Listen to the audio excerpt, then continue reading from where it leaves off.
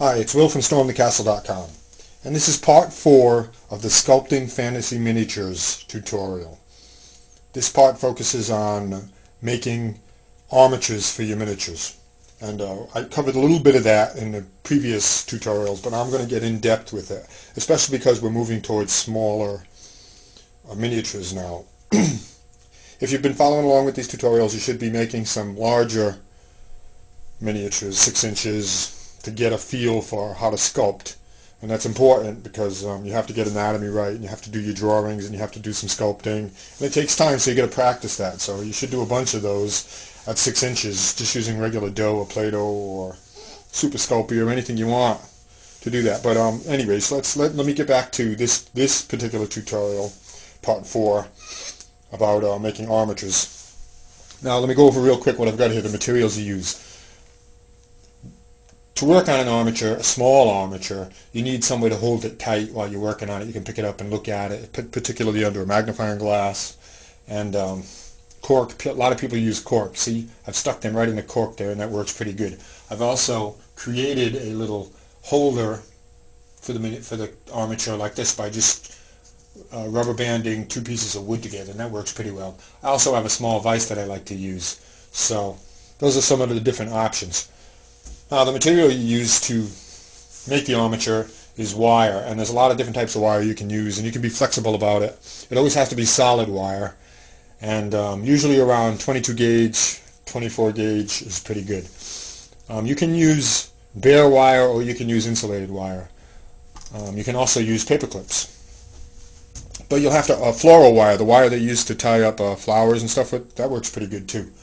You can buy armature wire online. It's 1/16 of an inch, which is a little bit thick, which is about like this. It's a little bit thick, but you still can manage it. So, and did I say you can use paper clips too? But one paper clip won't be enough for your armature. You have to put a few together. Now let's look at some of the tools. You've got pliers, some wire strippers, wire cutters, snips, diagonal pliers, needle nose pliers. These really come in handy if you have needle noses. Soldering pencil, soldering iron, and solder, and sandpaper. The solder is optional. Occasionally I will solder my armatures, makes them stronger, especially if I'm using thin wire. And the sandpaper. Now the thing about the sandpaper is, whenever you're using any kind of a wire, even if it's coated or uncoated, you should sand it a little bit and make it rough. That will help the clay stick to it better. Sometimes it can be very hard to get the clay to stick to it. If you rough it up with sandpaper before you make the armature, get your piece of wire, rough it up with sandpaper, pretty good, wipe it dry, and then it'll be much better for your sticking the clay or the Procreate or whatever product you use to the armature. So let's take a look at some of these smaller ones here.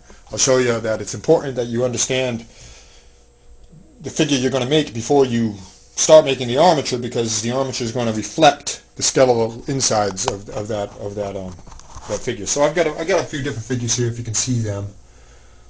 On the left there I have some kind of like a lizard dragon man. See him, he's got his long tail and his long nose. And then I've got a couple of regular humans, humanoid shapes in different poses. And then I've got a wizard. And the last one on the right there is a dwarf. The dwarf is a little wider and a little shorter. And in front is just another normal kind of human in the other thing. So, you have to make your armature according to the figure you're going to make. Of course, that makes perfect sense. So let me show you.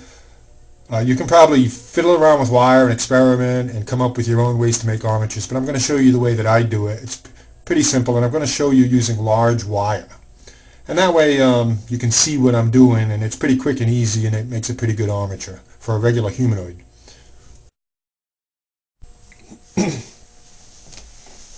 Okay, now I'm going to show you the quick and easy way that I use to make human-shaped armatures from miniatures. I'm going to take 2 pieces of wire, and I have 2 different colors here just so it's easier for you to see.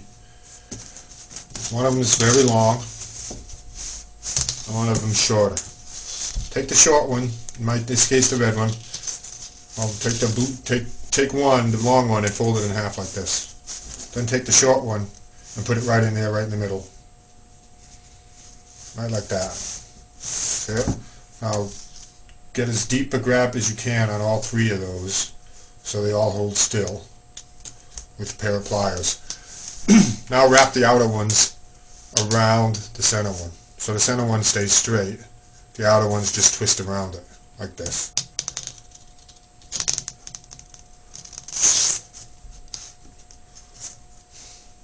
And you're going to do that till you get about a torso size. You know, about the size of the torso that you're building. So it's usually 3 or 4 wraps, depending on the size of the miniature you're making. So we're pretty much done there. Now, you snip the head. I have a little head there. Snip the arms, and then I'll snip these again to get in the right length. And if you wanted the tail, you have the tail here that you could use.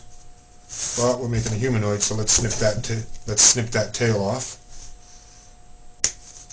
And separate this so you have 2 legs. And that's that. Now we straighten all this out.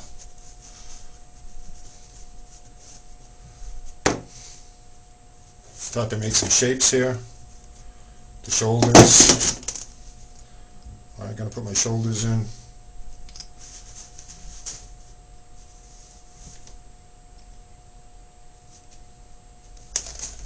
Alright, got my shoulders. Coming along nice. Trim the arms. Now that's the basic shape, and you have to make sure that you make the legs longer than they're supposed to be, because otherwise you won't have any extra to to stick them in the cork. So you got plenty of extra here to stick in the cork or to stick in your little jig. So keep the legs extra long. Now from here, you get the basic human shape, but now you have to model it to whatever it is you, whatever pose you want to make. So, but that's easy enough. That's an easy way to do it, and have fun with it. You know, try different techniques, and I'll show you here.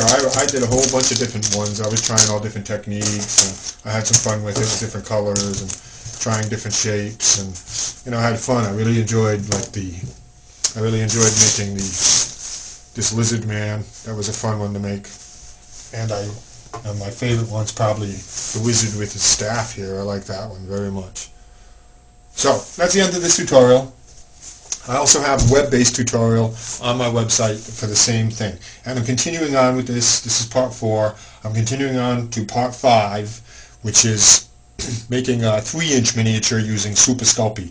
And with that, we will be able to get some nice detail. It's going to be a lot smaller than the one we made. It's not quite yet this size, but we're working our way down, and we're learning the process of sculpting miniatures as we go. So hang in there.